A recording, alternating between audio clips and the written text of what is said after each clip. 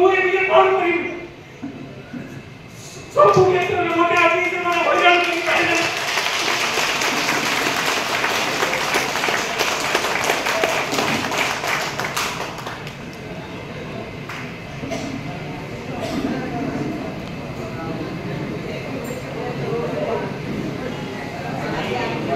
और अनुरोध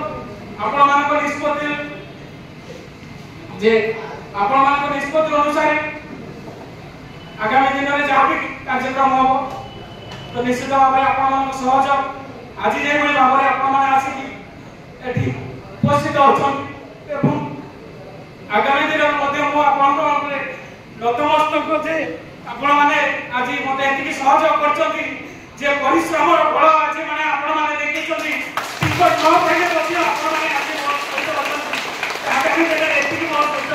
कहितानु जदि मोर माननीय मुख्यमंत्री की एतिकी निवेदन जे आपण उचित प्रार्थी की चयन करतु एवं एति प्रार्थी परिवर्तन करतु जदि आपण ठीक कर्मी की दउछथि एवं युवक मान आगु बढ़िया पई चाहउछथि तो उचित प्रार्थी के दियंतु कारण आपण सब युवक मान आगु बढ़िया पई चेष्टा करछथि किंतु जदि एति एबोलिया करे जे आपण माने युवक मान हतादार करिया पई चेष्टा करछथि तो युवक मान जदि हतादार करिवे आगामी दिन रे